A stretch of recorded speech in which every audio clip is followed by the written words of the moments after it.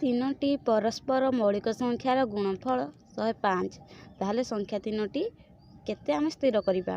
तीनोटी परस्पर मौलिक संख्यार गुणफल आमे देखिबा संख्या तीनोटी कौन कौन आम केते देछि 105 105 को आमे कहा द्वारा भाग कले आमर भागशेष शून्य रहइबो। आमे देखिबा हम 5 द्वारा करिबा 5 को कहा सहित गुणिले आमर 105 हबो।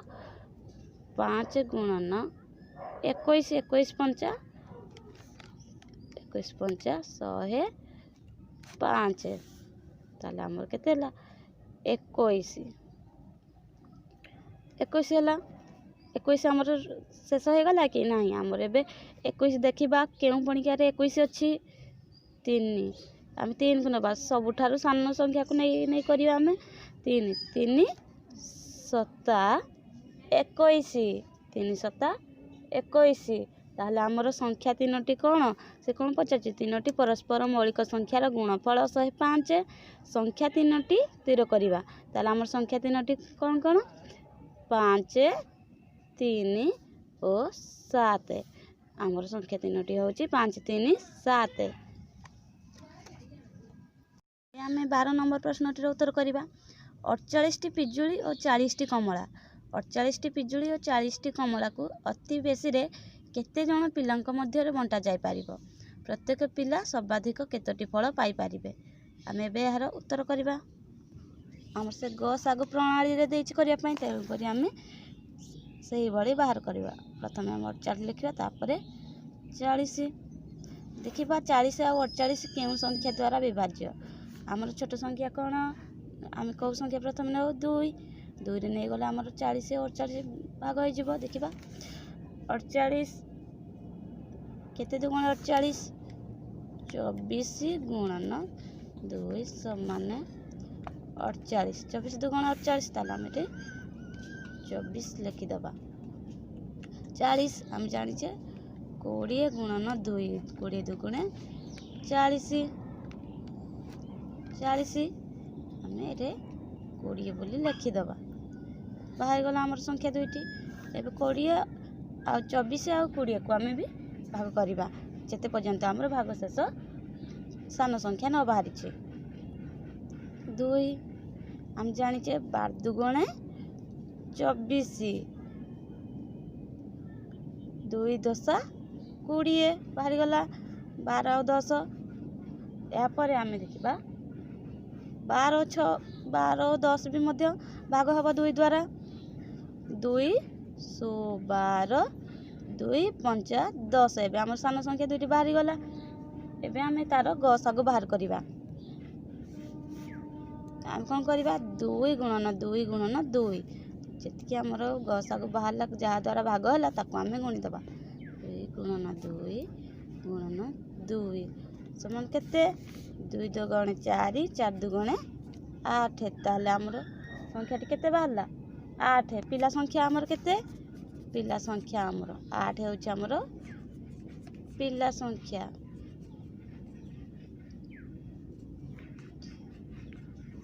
संख्या तापर से कोन देछि जदी 48 पिजुली और 40 कमला को अति बेसी रे केते जण पिलांक मध्य बंटा जाय पर 8 जणक भितरे प्रत्येक पिला सर्वाधिक केतोटी फल पाइबे आमे ताकू लिखिबा। प्रत्येक पिला सर्वाधिक केतोटी पाइबे हमर केते बाहर थिला शेष रे हमर केतोटी सर्वाधिक पाइबे बोली बाहर थिला जो भाग शेष बळी पड़ी थिला ताकू आमे जोग कर दबा 5 मिश्रण 6 समान केते 11 11टी फल सर्वाधिक समस्ते पाइबे 11टी फल हमर सर्वाधिक समस्ते पाइबे बोली बाहर पड़ला।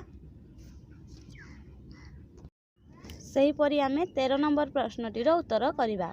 एबे आमे 14 नंबर टी देखिबा 1 2 3 4 5 और 6 रो गसागु केते आमे जानि छे 1 2 3 4 5 6 होची क्रमिक संख्या तार गसागु केते हबो आमे देखि दबा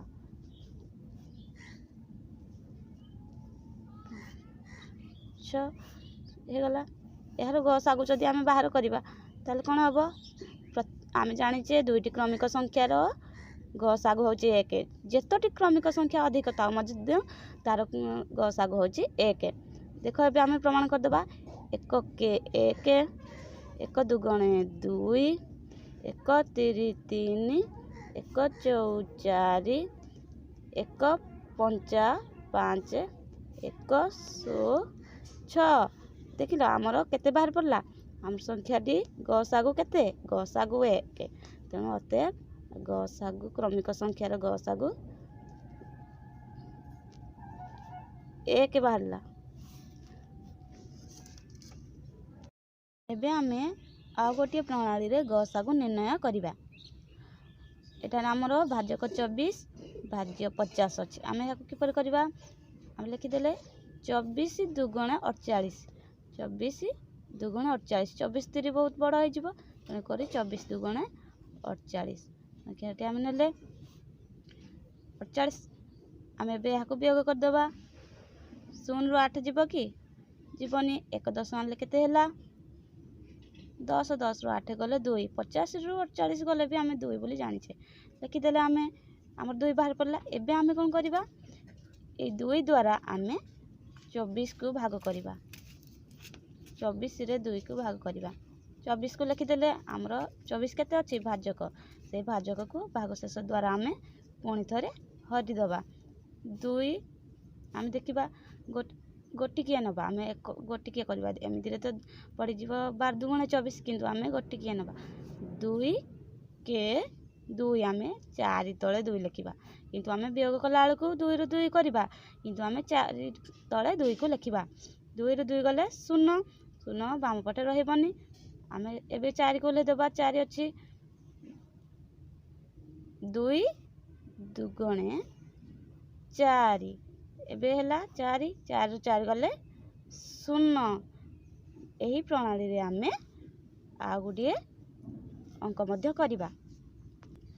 ଏଠି ଦେଖିବା ଗୋଟିଏ ଶୂନ୍ୟ ସ୍ଥାନ ଦେଇଦେଇଛି, କିନ୍ତୁ ଆମର ଭାଗଫଳ ସେ ଦେଇଦେଇଛି।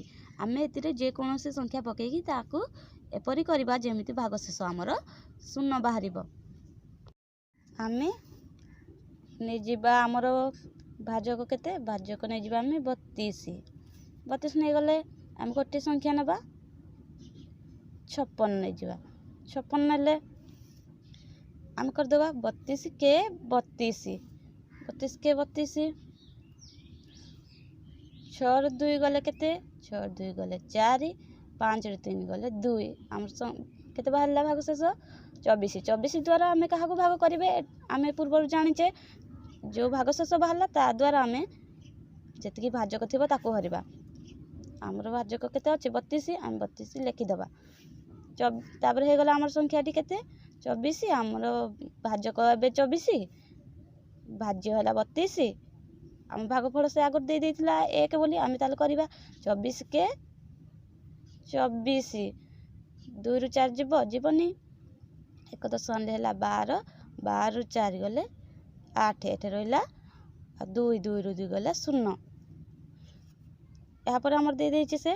ତାହେଲେ ଏଠି ଆମେ କେଉଁ ସଂଖ୍ୟା ପକାଇଲେ 8 3 ବାହାରିକି ଆମର 0 ବାହାରିବ। ଆମର କେତେ ହେବ? ଆମେ କେଉଁ ସଂଖ୍ୟା ନେବା? ଆମେ ଜାଣିଛେ ଏଠାରେ ଯେମିତି ଭାଗଶେଷକୁ ଭାଜକରେ ଆମେ ହରିଲେ ସେଇପରି 8 ଦ୍ୱାରା ଆମେ ଏଠାରେ ଯେଉଁ ଭାଗଶେଷ ଭାଜକ ହେଲା ନା, ଇଏ ଆମର ପରେ এই ଭାଜକ ସହିତ ହରିବା। ଭାଜକ ଆମର କେତେ ଅଛି? 24। 8 3 24। 24 ରୁ 24 ଗଲେ 0 ବାହାରି ପଡ଼ିଲା। ଆମର ଯେଉଁ ଭାଗଫଳ 3ଟି ଦେଇଥିଲା ତା ଅନୁସାରେ ଆମର ବାହାରି ପଡ଼ିଲା। ସେହିପରି ଆମେ କାର୍ଯ୍ୟପଦରେ ଥିବା ପ୍ରଶ୍ନ ଗୁଡ଼ିକର ଉତ୍ତର କରିବା।